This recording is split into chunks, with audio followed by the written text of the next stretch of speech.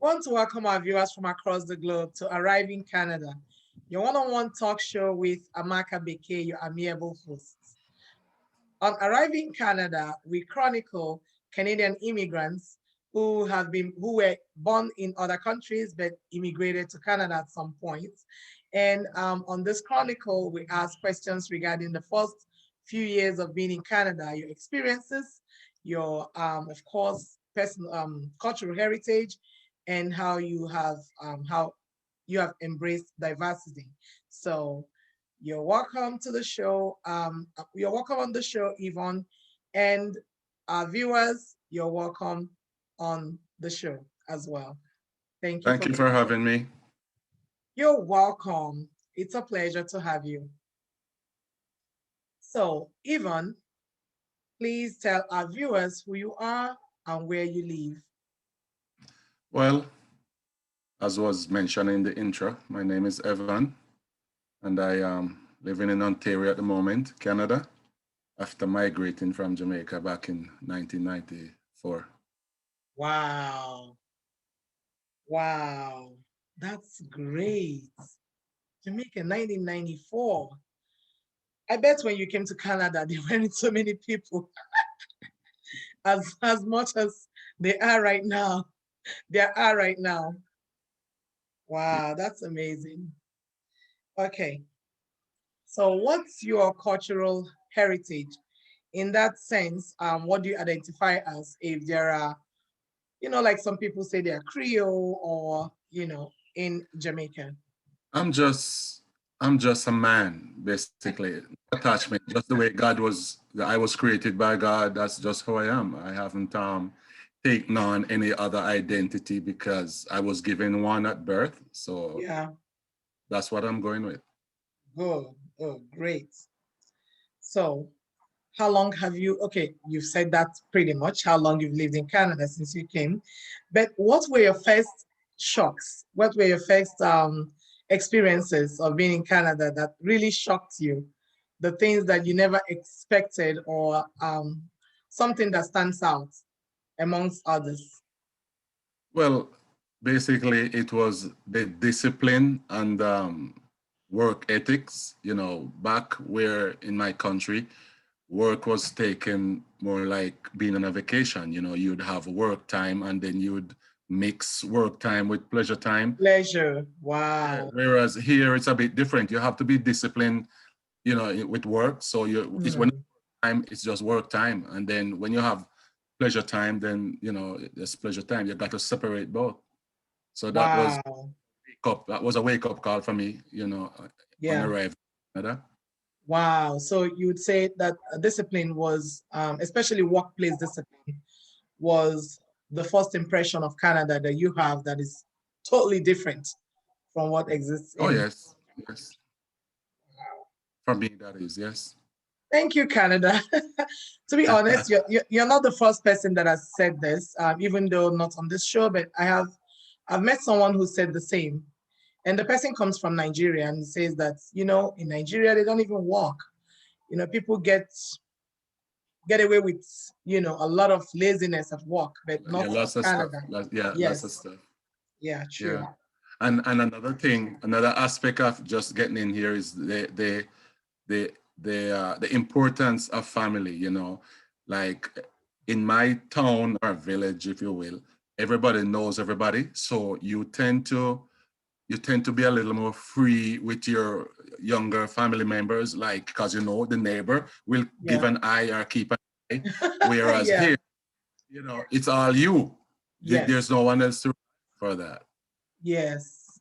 Yes. I mean, you're not alone on that. I believe for people who come from a communal cultural diversity or cultural society, they suffer the same struggle. Even back in Nigeria where I was born, is the same. Yes. You can count on your neighbors to look after your child. You can, yeah, the kids gone to play, you are pretty much okay because they're safe and they will get home safe. And someone is suddenly going to look after them. Someone is going to tell them, oh, you're not doing the right thing, or but not so much in Canada. In fact, you sometimes don't feel so safe, or you feel like you're going to get in trouble, or the kids are going to get in trouble. That's right. That's true. So, how have you embraced the cultural values in Canada? Besides, of course, the family orientation and the work ethic. Well, there was no problem adjusting to the different culture because, around, we are settled in neighborhoods with people with a similar background. So Yes. we're here. We are not far from what we're accustomed to culturally. And, and Yes. and Canadian culture is pretty much, open. So it's easy to fall into line, so to speak, with that. Yeah. Yeah. Yeah, Yeah. to I, adapt to it. yeah. I agree. I totally Yeah, so it's agree. been great. So, do you have any Canadian foods or music or cultural Oh, definitely. celebrations? Whatever is good around the world, I learn to appreciate it. Not because I'm or American or Canadian, because there's good stuff everywhere. So Yes. appreciate each that I come across. So yeah, there's good food here, there's good music and people and the works. So, how about the Canadian weather? I'm talking I, about the the, inclement weather. I'm sure you want to attack the winter. I have no problem.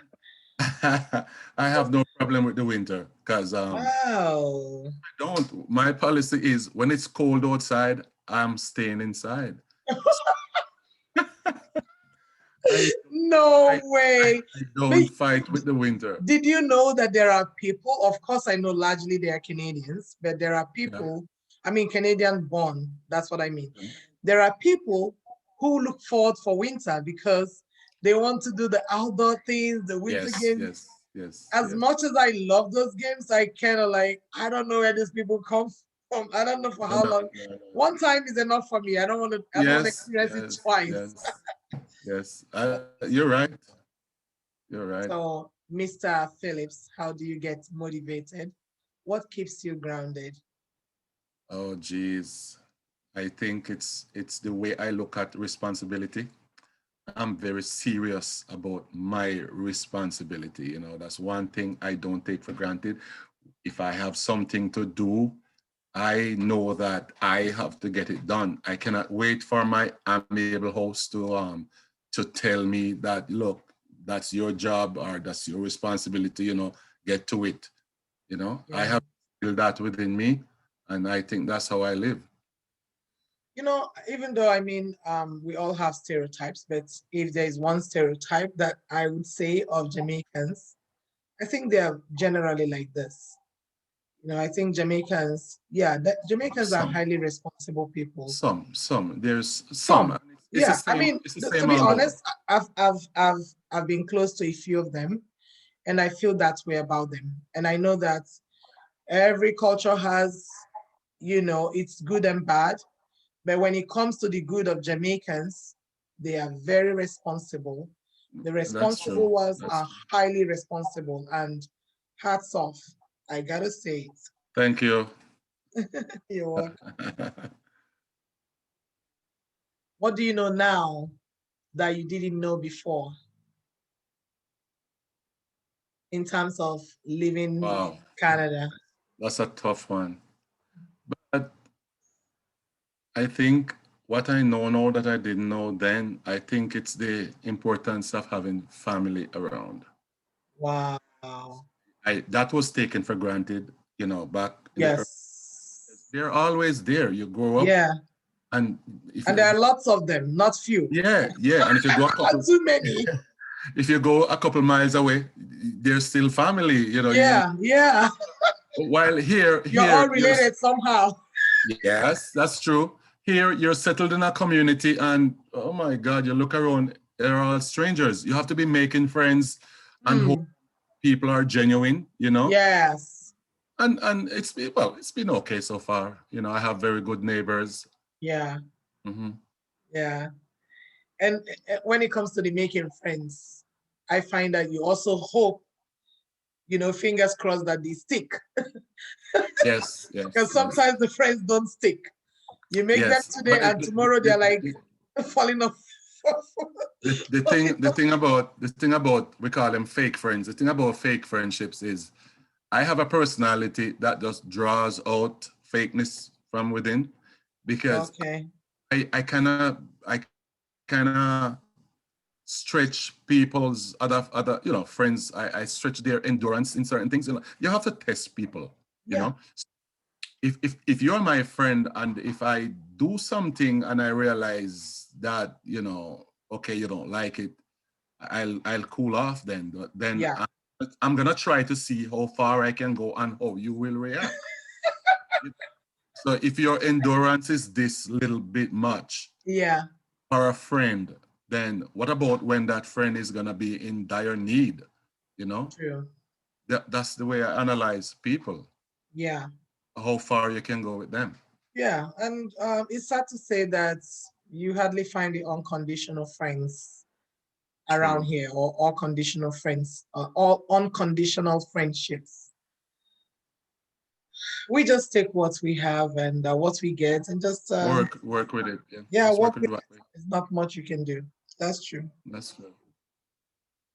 So Mr. Phillips, what would you advise a future Canadian immigrant or a new Canadian immigrant? What would I advise? Jeez. If well, for everyone that's getting an opportunity to come to Canada, it's a great country. Lots of opportunity for betterment of oneself, lives, family. So if an opportunity like that presents itself, I would say, you know what? Focus on making the most of the opportunity. Don't just there's a lot of fun places to go and see. Don't spend all your time having fun. You got to build a foundation, and that should be the most focused aspect of life. Building a foundation, whereas you can have as much fun and do whatever you want in the future. You know, just Wow. just have just have good work ethics. A job is very important and it's a big responsibility too. You But take. yes, you got to have that responsibility to be able to really take care of your job because that's the most important thing. Or if you're in the academics, pursuing academics, likewise in school, focus, do the work, and just concentrate and build your foundation from there. Good things will happen. True. Mhm. Points taken and very well articulated. I hope Thank you. viewers are taking notes, and these are true words, real words, guys, real words. There's nothing better to say, nothing more to add. This is point blank, period. Thank you, Mr. Phillips. I thank you too, Amaka. So, Okay. Evon, who has been your biggest inspiration? Wow, that's easy. Oh, Yeah, he's a guy I know, very nice guy. His name oh, is Phillips. okay. Yeah, And that's you. yeah, yeah. This This is guy, great. I inspire me. Yeah, Like goes back to what I talk about being responsible. I yes. You have to recognize what your responsibilities are, and you have to go down deep and get yourself motivated. You can't wait on your neighbor or your spouse or a friend Mm, to mm, push you where you should go. You have to be able to want to do that yourself. You know, yes. if you don't have that drive down there, nobody's gonna be able to find it. Nobody. That has to be Wow. come from you. That motivation, you can be encouraged, but ultimately, the final push has to come from you. That's that, True. that's the way I look at it. I don't think I need anybody to really motivate me to do something that I have to do, especially for my family. You know what I mean? It's like a duty. Yeah. You have your duty, so you're gonna do what it takes. Yeah. You gotta do what you have to do. Yeah. Wow. Happy Father's Day. Wow, thank you. It is. It is. Wow. I was so busy being a father, I didn't realize the Yes, day was yes. here. I think fathers who look down deep, who believe that this is something you must never fail in, they should be commended, and they should be appreciated, because especially within the Black community, we don't have a lot of dedicated fathers, you know. And I think I listened to some motivational speaker who is late, bless his soul. His name is Jim Rohn, and he says, one discipline affects another.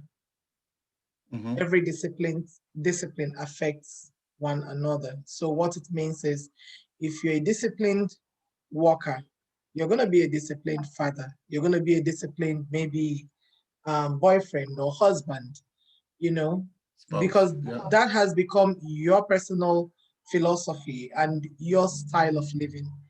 And that is true. And you find that people who are failing at their duties, being parents or mothers or fathers, especially in this case, fathers, they also fail at other things. That's You true. know, they not only fail on their duties as fathers, but they also fail in life, in little things that they shouldn't. So thank That's you true. for That's throwing true. a lot of light on that. You're welcome. Responsibility, very important. So, Evon, what was your best advice that you have ever been given? What is the best advice that you've ever been given? And who gave this advice? Wow. Now this is so long ago, but I am remembering my grandmother, bless her soul. So, She was always encouraging me. She even bought me my first little reading book with nursery rhymes. And she oh, actually taught me to spell the word Mississippi. I may have been 7 or 8 years old then. She was always wow. encouraging me to be able, I should be able learn to read and write and stuff like that. And I think I owe it to her because I had a drive when I was young. I was eager to learn.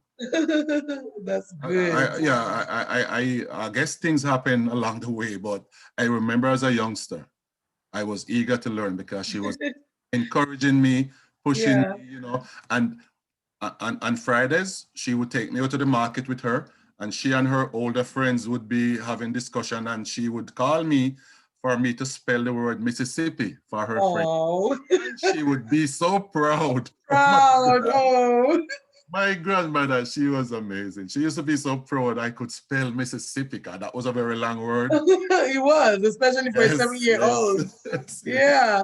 So you yes. haven't So got to yeah, the advice that she gave to you. yes, I think she started it. She started it. Yes. I mean, Wow. others have come up, since, but I think, the backbone of it all lies Was with, her. So yeah. what was the advice? Just to, make sure I focus on, education, learn as much as you can, you know, Yeah. Yeah. basically. Yeah, Wow. Yeah. in their days, there wasn't much emphasis because everybody had was to be out hustling to get food for family and whatever. So I guess she didn't want, she wanted a change. I wanted me to be the change then. Yeah. Wow. I love that. Wow. That's a wonderful legacy. Yes, And I mean, trying to instill values that you couldn't even, would I say, hold due to circumstances, but you're trying to instill it on the younger generation because you know the importance of such values. That's amazing. that's true. So last but not the least, Mr. Phillips, Evelyn Phillips, what's your legacy? What would you like to be remembered for when your time is done on earth? Well, that's simple. It's easy and simple. I live a humble life. I'm not a great man in terms of global greatness, but I try to be great in my small way. Like, honesty means a lot to me. If something is yours, it's not mine. I have no desire for yours to be mine. So my honesty and my integrity plays a big role in my life, and I guess when I'm not here, that's perhaps the only thing anybody will have to talk about. Evon was a very honest guy. And I'm Wow, happy, I'll be very happy with that. great. The way you So deal with people, and all that. So I think that would have been my legacy, my honesty and integrity. great. So you touched everyone who came across you. Oh yeah, Honest. definitely. Positively, I try. A couple of eggs will drop and get broken, but it's not from lack of trying. You know what I mean? Awesome. So what are the two words, best words to describe Evon Phillips?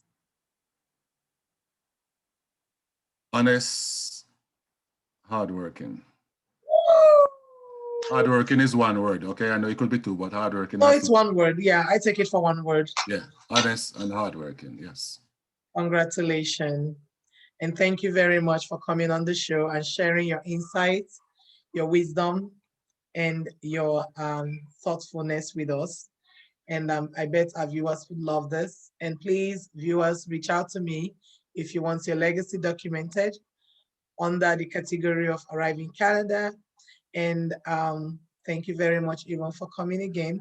And I hope to see you soon on our Pretty much, roundtable pretty much. And discuss. I want to say thanks for having me because I'm always hearing about your show, and I thought it was only celebrities you interview. So You happy. are the celebrity. Oh, Yes, I was because very you're the star happy. of the moment. Thank you. Thank you. I was very You're happy welcome. to get the opportunity to come on your show. Yes, yes, and talk to your friends and Oh, your I do, family. I do, Yes, I do. anyone can come on the show. We are all celebrities. I want us to be able to share how we have impacted lives around us, Yes, not just on we need to yes, be connected. We need an interconnectivity in our of community. You know what I Of mean? course, because Yes, we are all for each other and we want to make it obvious. We want to put out the word there that we are holding each other's hands in the little ways that we can, in being hardworking, in being responsible, in being supportive, in being disciplined, and in being honest. What more could the world ask for if we have a lot more people coming and saying, this is us, thank you. Yeah. Thanks to our viewers for stopping by and keep coming, subscribe, like, and share, and keep sharing, sharing, sharing, sharing, sharing. It's one love again from your amiable host, Amaka Bekee, host of Legacy.